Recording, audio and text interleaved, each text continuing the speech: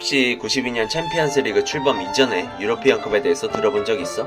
당시 유로피언컵은 각 리그 우승팀과 유로피언컵의 우승팀만이 참여할 수 있었어. 상당히 제한적이고 보수적인 대회였지. 그러니까 이 방식대로 지금까지 진행이 됐다면 30년 가까이 리그 우승이 없는 챔피언스리그에 참가조차 하지 못했다는 거지.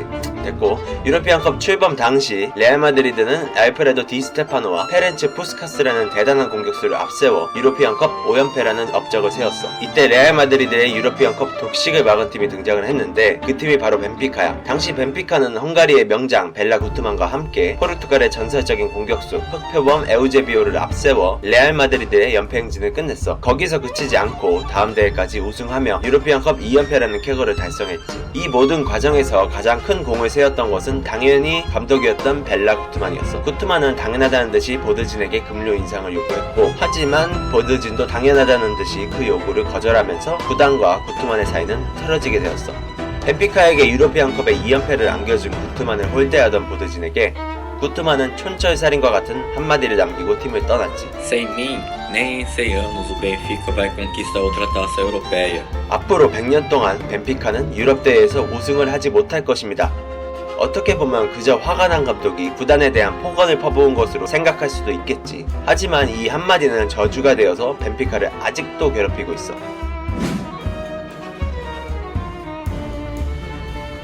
구트만이 벤피카를 떠나고 바로 이듬해인 1963년에도 벤피카는 유로피언컵 결승전에 올라가며 대단한 활약을 이어갔어. 경기에서도 선제골을 터뜨리며 우승에 한 발 다가가는 듯 했지. 그러나 이내 두 골을 내리먹히면서 AC 밀란에게 우승컵을 내주게 되었어. 결승전에 올라가 선제골까지 넣었고 비록 우승은 하지 못했지만 좋은 경기력을 보여준 벤피카에게 우승을 못했다고 비난한 사람은 없었을 거야. 그로부터 2년 뒤 벤피카는 다시 한번 유로피언컵 결승전에 올랐어. 그러나 인텔에게 패배하면서 또 다시 우승의 문턱에서 좌절하고 말았지. 단순히 준우승 2번이었어. 벤피카는 그다지 신경쓰지 않았을 거야. 단순한 기우라고 걱정할 것 없다고 생각했겠지. 그렇게 인텔에게 결승에서 패하고 3년이 지나서 벤피카는 또 한 번 유로피언컵 결승전에 올라가 예상한 대로 결과는 벤피카의 패배, 맨체스터 유나이티드의 4대1 대승이었어. 벤피카는 그때서야 이 모든 일이 구트만의 저주임을 자각하기 시작했어. 하지만 자각한다고 달라지는 것은 아무것도 없었어. 이후 구트만은 1981년에 세상을 떠났지만 구트만이 죽어도 저주는 끝나지 않았어. 구트만이 죽은 지 2년이 지난 1983년 이번엔 유로피언컵이 아니라 지금의 유로파리그의 전신인 유에파컵 결승전에 오르게 되었어. 당연히 유로파리그가 챔피언스리그보다 한 단계 낮은 것처럼 유에파컵도 유로피언컵보다 한 단계 낮은 대회였기 때문에 우승을 기대했을 거야. 그러나 결과는 역시 벤피카의 패배, 안더레우트의 2대1 승리였어. 벤피카는 또 다시 우승의 문턱에서 좌절한 거지.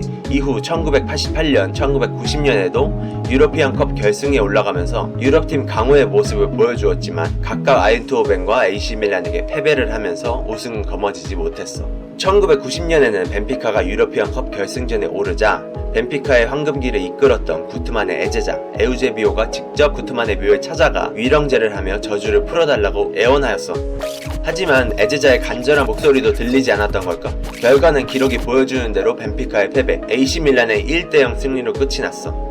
이로부터 20년이 지나서야 벤피카는 유럽대회 결승전에 오르게 돼 2013년에 유로파리그 결승전에 올라갔지. 20년이 지났기 때문에 팬들도 구단도 감독도 저주에 대해서는 신경 쓰지 않았을 거야. 하지만 20년이 지났다고 구트만이 저주한 100년이 지난 것은 아니었지.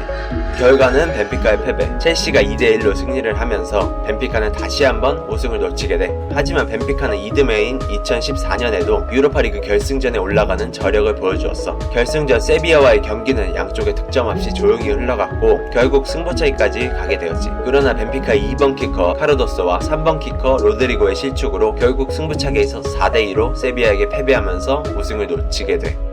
1967년을 기점으로 유로피언컵의 디자인이 지금의 비기어로 바뀌었는데 벤피카의 마지막 우승이 구트만이 떠난 1962년이었기 때문에 전세계 유로피언컵 챔피언스리그 우승팀 22개 팀 중에 유일하게 비기어를 들지 못한 팀으로 남아있기도 해. 놀랍지 않아? 그저 화가 났던 일개 감독의 폭언이라고 생각할 수도 있었을 거야.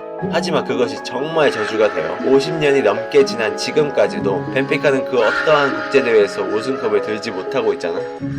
이것이 지금까지 벤피카의 우승을 맡고 있는 구트만의 저주에 대한 이야기야.